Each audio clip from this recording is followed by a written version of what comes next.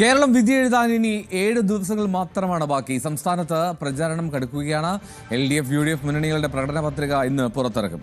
മുഖ്യമന്ത്രി പിണറായി വിജയനാണ് ഇടതുമുന്നണിയുടെ പ്രകടന പത്രിക പുറത്തിറക്കുക. കോഴിക്കോട് നടക്കുന്ന ചടങ്ങിൽ MV ഗോവിന്ദൻ, LDF കൺവീനർ, മുന്നണിയിലെ മറ്റ് പ്രമുഖ നേതാക്കളൊക്കെ പങ്കെടുക്കുന്നുണ്ട്. ക്ഷേമ പെൻഷനുകൾ, ലൈഫ് മിഷൻ, K-ഫോൺ തുടങ്ങിയ പദ്ധതികളുടെ അടുത്തഘട്ട പ്രഖ്യാപനങ്ങൾ ഈ പത്രികയിൽ ഉണ്ടായേക്കുമെന്നാണ് വിവരം. കൊച്ചിയിലാണ് UDFന്റെ പ്രകടന പത്രിക പുറത്തിറക്കുന്നത്.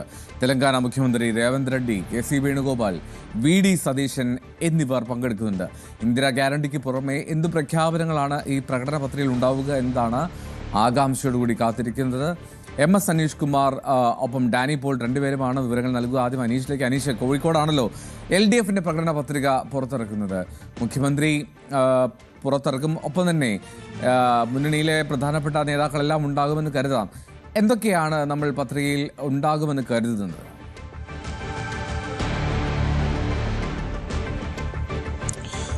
എൽദോ മുൻപുള്ള കാലങ്ങൾക്ക് വിപരീതമായി ഫ്രീ ബീസ്, അതായത് ആളുകൾക്ക് സൗജന്യം നൽകുന്ന തരത്തിലുള്ള ഒരു പ്രകടന പത്രിക രീതിയിലേക്ക് കേരളത്തിലെ മുന്നണികൾ മാറുന്ന കാഴ്ചയാണ് നമ്മൾ ഈ തെരഞ്ഞെടുപ്പിൽ കാണുന്നത്. UDF നേരത്തെ തന്നെ ഈ ഗ്യാരണ്ടി, ഇന്ദിരാ ഗ്യാരണ്ടിയുമായാണ് രംഗത്തെത്തിയിരിക്കുന്നത്.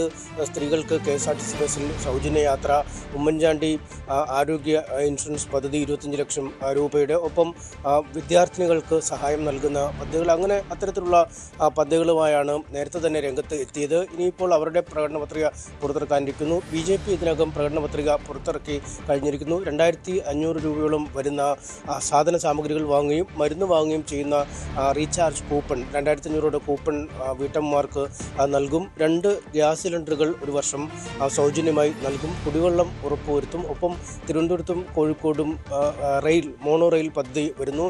സംസ്ഥാനത്തെ ആകെ ബന്ധിപ്പിക്കുന്ന അതിവേഗ റെയിൽ വരുന്നു. കേരളത്തിന് എയിംസ് നൽകുന്നു. അങ്ങനെയുള്ള വാഗ്ദാനങ്ങളാണ് BJPയുടെ ഭാഗത്തുനിന്നും മുന്നോട്ട് വെച്ചിരിക്കുന്നത്. അതുകൊണ്ട് തന്നെ എന്താണ് LDF ഇത്തവണ ജനങ്ങൾക്ക് നൽകുന്നത്, അല്ലെങ്കിൽ അവർ നൽകുന്ന വാഗ്ദാനങ്ങൾ എന്നതാണ് ആകാംക്ഷയോടുകൂടി കേരളം ഉറ്റുനോക്കിക്കൊണ്ടിരിക്കുന്നത്. നമുക്കറിയാം, കേരളത്തിൻ്റെ മുഖച്ഛായം മാറ്റിയ പദ്ധതിയായിരുന്നു ലൈഫ് മിഷൻ.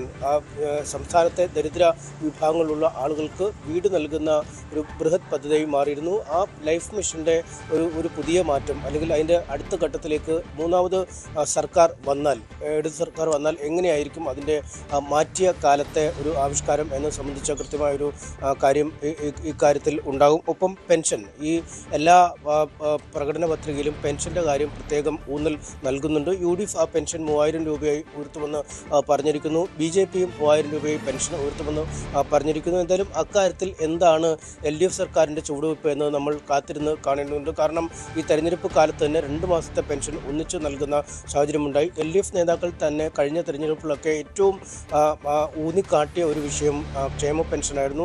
UDF ഭരിച്ച കാലത്ത് ഒരുപാട് മാസങ്ങളുടെ കുടിശ്ശിക ഉണ്ടായിരുന്നു. പിന്നീട് അത് കൃത്യമായി വിതരണം ചെയ്യാൻ തുടങ്ങിയിരിക്കുന്നു. പക്ഷേ ഇടക്കാലത്ത് കുടിശ്ശിക വന്നപ്പോൾ അത് UDF ഒരു രാഷ്ട്രീയ ആയുധമായി മാറ്റുന്ന ഒരു സാഹചര്യമുണ്ടായി. അതിനുശേഷം ഇപ്പോൾ വീണ്ടും കൃത്യമായി വിതരണം ചെയ്യുന്ന രീതിയിലേക്കാണ്. അതുകൊണ്ട് എന്താണ് ഈ കാര്യത്തിൽ എത്ര വലിയ ഒരു വർധനമാണ് ഇടതുപക്ഷം അക്കാര്യത്തിൽ വാഗ്ദാനം ചെയ്യാൻ പോകുന്നത് എന്നാണ് നമുക്ക് കണ്ടറിയേണ്ടത്. ഒപ്പം K-ഫോൺ പോലെയുള്ള കേരളത്തിൻ്റെതായ തനത് പദ്ധതികളുടെ ഒരു നിലവിലെ പ്രോഗ്രസ്, ഒപ്പം എന്ത് രീതിയിലേക്കാണ് അതിനെ മാറ്റി നിർവചിക്കാൻ പോകുന്നത് എന്നടക്കമുള്ള കാര്യങ്ങൾ അറിയേണ്ടതുണ്ട്. അതുകൊണ്ട് ഇന്ദിരാ ഗ്യാരണ്ടിക്കും ഒപ്പം BJP മുന്നോട്ട് വെച്ചിരിക്കുന്ന സൗജന്യ വാഗ്ദാനങ്ങൾക്കും അപ്പുറം എന്താണ് സംസ്ഥാനത്തെ ജനങ്ങൾക്ക് LDF വാഗ്ദാനം ചെയ്യുന്നത് എന്നറിയാം. രാവിലെ 10 മണിക്ക് കോഴിക്കോട് വെച്ചാണ് ഈ പ്രകടന പത്രിക പുറത്തിറക്കുന്നത്. LDFൻ്റെ പ്രധാന നേതാക്കളൊക്കെ ചടങ്ങിലുണ്ടാവും. മുഖ്യമന്ത്രിയാണ് ഈ പ്രകടന പത്രിക പുറത്തിറക്കുന്നത്. എന്തായാലും ഈ 2-3 പദ്ധതികൾ ഊന്നിയുള്ള, അതായത് ലൈഫ് മിഷൻ പദ്ധതി, K-ഫോൺ പദ്ധതി, ഒപ്പം എന്ത് തരത്തിലാണ് ക്ഷേമ പെൻഷൻ്റെ ഒരു വർധനവ് ഉണ്ടാവുക എന്നീ കാര്യങ്ങളാവും പ്രധാനമായി ഉണ്ടാവുക. ഒപ്പം കഴിഞ്ഞ വർഷം, അല്ലെങ്കിൽ കഴിഞ്ഞ തെരഞ്ഞെടുപ്പ് കാലത്ത് LDF പുറത്തിറക്കിയ പ്രകടന പത്രികയിൽ നിന്നും എത്രമാത്രം മുന്നോട്ട് പോയി എന്നതടക്കമുള്ള മുഖ്യമന്ത്രിയുടെ ഒരു അവലോകനം ഇക്കാര്യത്തിൽ ഉണ്ടാകുമെന്നാണ് നമ്മൾ കരുതുന്നത്. ശരി, ഞാൻ ഡാനി പോളിലേക്ക് കൂടി പോവുകയാണ്. ഡാനി, എപ്പോഴാണ് കൊച്ചിയിൽ UDFന്റെ പ്രകടന പത്രിക പുറത്തിറക്കാൻ പോകുന്നത്? തെലങ്കാന മുഖ്യമന്ത്രി ഉൾപ്പെടെ പങ്കെടുക്കുന്നു. പക്ഷേ എങ്കിൽ പോലും ആരാണ് അതിന് നേതൃത്വം നൽകുക?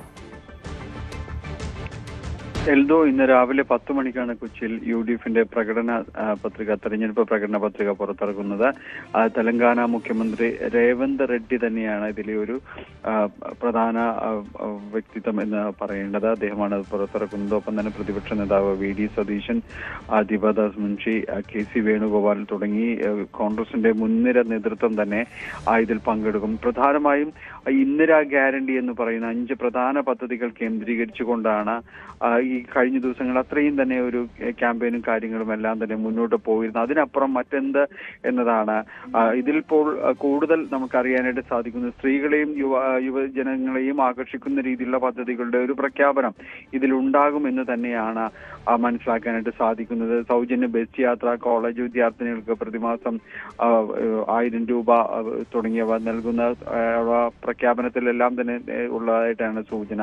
ഒപ്പം തന്നെ പ്രതിമാസ പെൻഷൻ 3000 രൂപയെ വർദ്ധിപ്പിക്കുക, യുവ സംരംഭകർക്ക് 5 ലക്ഷം രൂപ വരെ പലിശരഹിത വായ്പ, അങ്ങനെയുള്ള കാര്യങ്ങളെല്ലാം തന്നെ നേരത്തെ തന്നെ പ്രതിപാദിച്ചിരുന്നവയാണ്.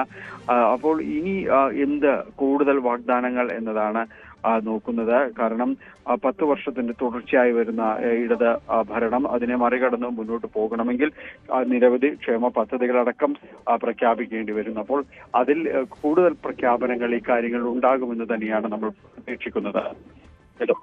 റൈറ്റ്. എന്താ LDFന്റെ UDFന്റെ പ്രകടന പത്രികകൾ ഇന്ന് പുറത്തിറക്കുകയാണ്. LDFന്റേത് കോഴിക്കോട്, UDFന്റേത് കൊച്ചിയിൽ. ഡാനി പൂളും അനീഷ് കുമാറുമാണ് വിവരങ്ങൾ നൽകിയത്. കൂടുതൽ വാർത്തകൾക്ക് News 18 Keralam YouTube channel subscribe ചെയ്യുക.